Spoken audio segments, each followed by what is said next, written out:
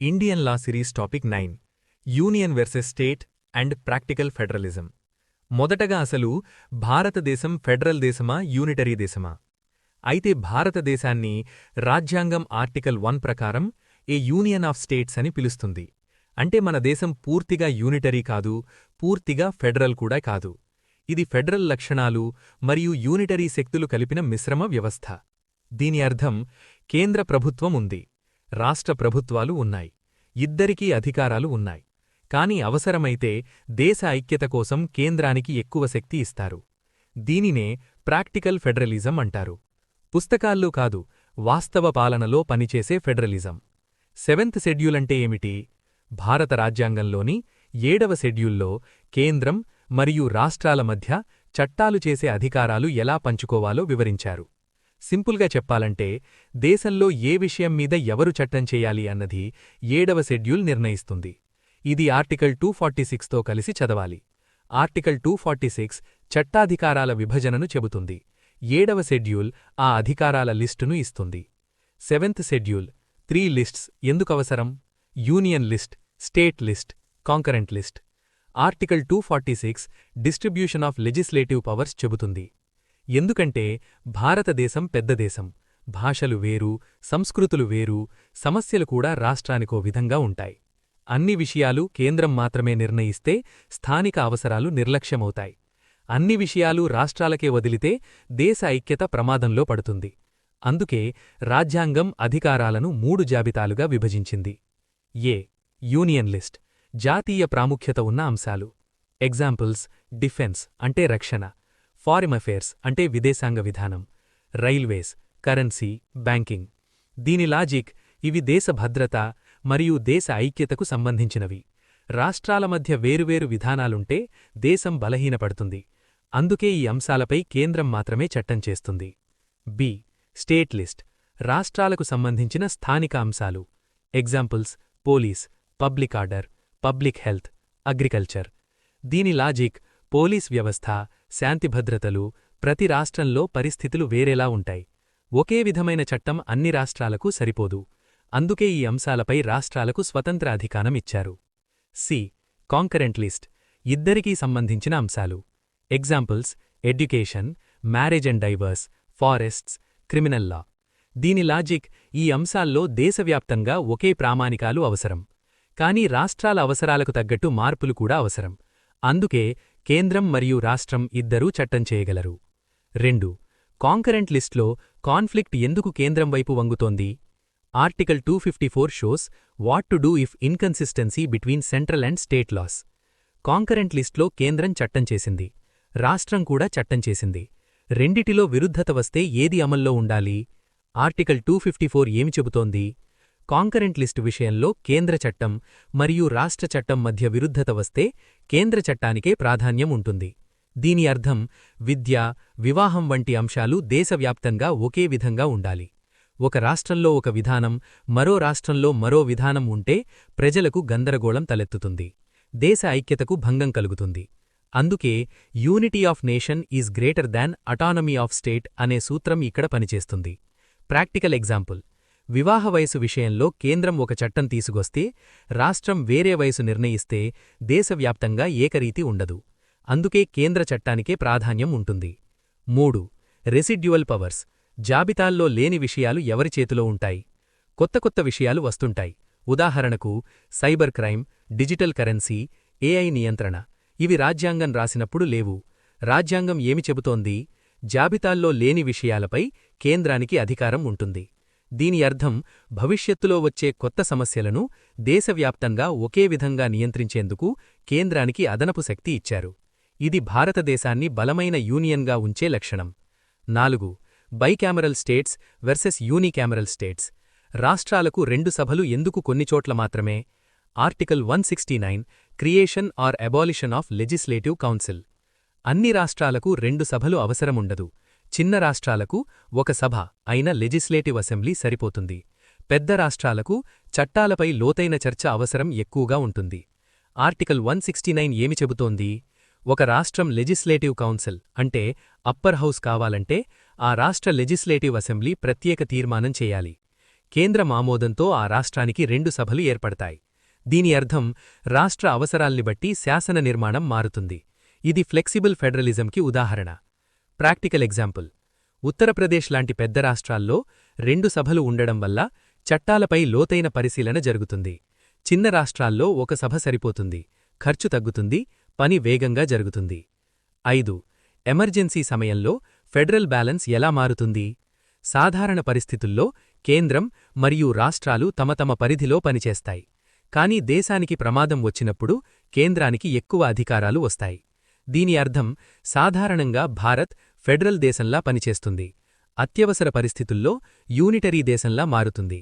ఇది దేశ భద్రత కోసం ఉద్దేశపూర్వకంగా రూపొందించిన వ్యవస్థ.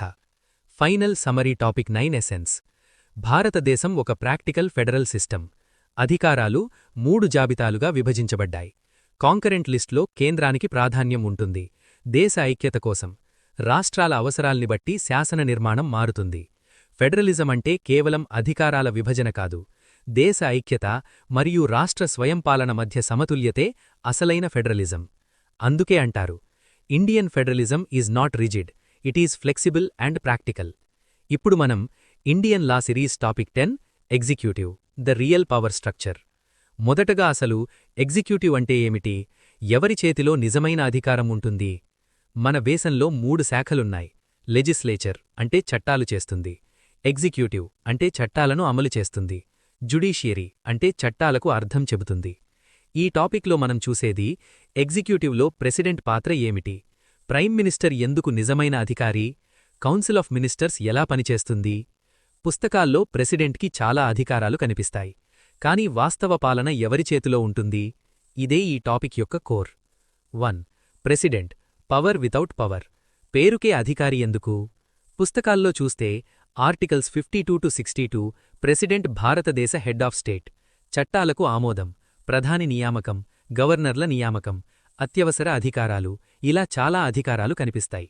ఆర్టికల్ 74 ఏమి చెబుతోంది? ప్రెసిడెంట్ తన అధికారాలను కౌన్సిల్ ఆఫ్ మినిస్టర్స్ సలహా మేరకే వినియోగించాలి.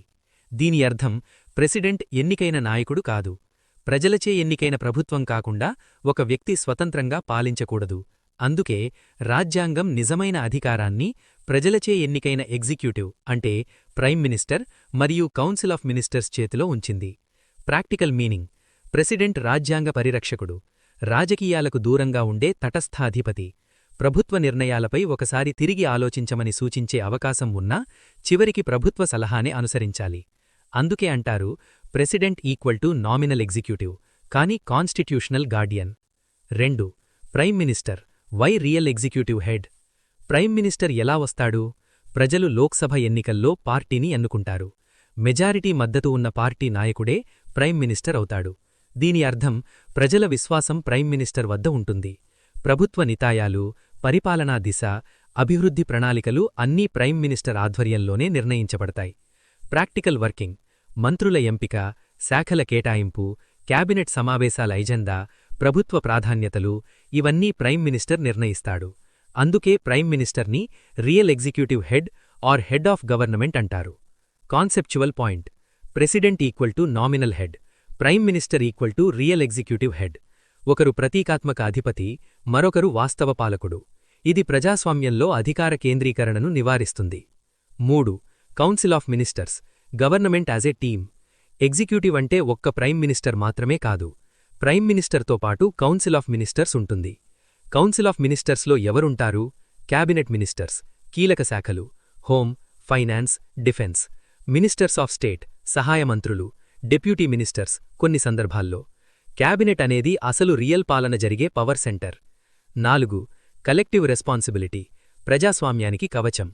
Article 75 collective responsibility to Lok Sabha.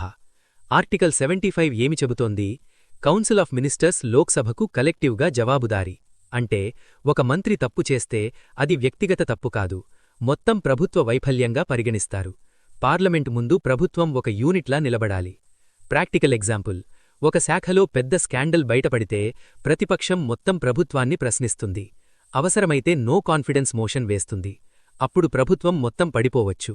దీనివల్ల మంత్రులు బాధ్యతగా పనిచేస్తారు. ప్రభుత్వంలో క్రమశిక్షణ ఉంటుంది. పార్లమెంట్ నియంత్రణ బలంగా ఉంటుంది. 5. Individual responsibility versus collective responsibility. Collective responsibility అంటే మొత్తం ప్రభుత్వం కలిసి బాధ్యత వహించాలి. ఇండివిడ్యువల్ రెస్పాన్సిబిలిటీ అంటే ఒక మంత్రి తన శాఖ పనులకు వ్యక్తిగతంగా బాధ్యత వహించాలి. దీని అర్థం ఒక శాఖలో తీవ్రమైన తప్పిదం జరిగితే ఆ మంత్రి రాజీనామా చేయడం పరిపాటం. కాని పార్లమెంటు ముందు ప్రభుత్వం ఒక యూనిట్లా నిలబడాలి. ఇది బ్రిటిష్ పార్లమెంటరీ సిస్టమ్ నుంచి వచ్చిన కాన్సెప్ట్. భారతదేశంలో కూడా ఇదే మోడల్ అమలవుతోంది. 6. Executive versus legislature. వాస్తవ శక్తి సమతుల్యం. పుస్తకాల్లో లెజిస్లేచర్ సర్వోన్నతంగా కనిపిస్తుంది. కాని వాస్తవంలో ఎగ్జిక్యూటివ్కు పార్లమెంట్లో మెజారిటీ ఉంటే పాలనపై ఎక్కువ ప్రభావం చూపుతుంది. కాని పూర్తి నియంత్రిత్వం కాదు. ఎందుకంటే question hour, no confidence motion, parliamentary కమిటీలు ఇవన్నీ ఎగ్జిక్యూటివ్ని నియంత్రిస్తాయి. అందుకే దీనిని రెస్పాన్సిబుల్ గవర్నమెంట్ అంటారు. అంటే ఎగ్జిక్యూటివ్ పార్లమెంటుకు బాధ్యత వహించే ప్రభుత్వం. Final powerful conclusion. Topic 7 to topic 10 combined. రాజ్యాంగం 3 శాఖలను పూర్తిగా వేరు చేయలేదు, పరస్పరం నియంత్రించుకునేలా రూపొందించింది. పార్లమెంట్ ప్రజల గొంతు, ఎగ్జిక్యూటివ్ ప్రజలచేత ఎన్నికైన పాలనా యంత్రాంగం, జ్యుడిషియరీ రాజ్యాంగానికి కాపలాదారు. ప్రెసిడెంట్ పేరుకే అధిపతి కాదు, రాజ్యాంగ పరిరక్షకుడు. ప్రైమ్ మినిస్టర్ నిజమైన కార్యనిర్వాహక అధికారి. కౌన్సిల్ ఆఫ్ మినిస్టర్స్ కలెక్టివ్గా బాధ్యత వహిస్తుంది. ఈ 3 సమతుల్యంగా పనిచేస్తేనే భారత ప్రజాస్వామ్యం బలంగా ఉంటుంది.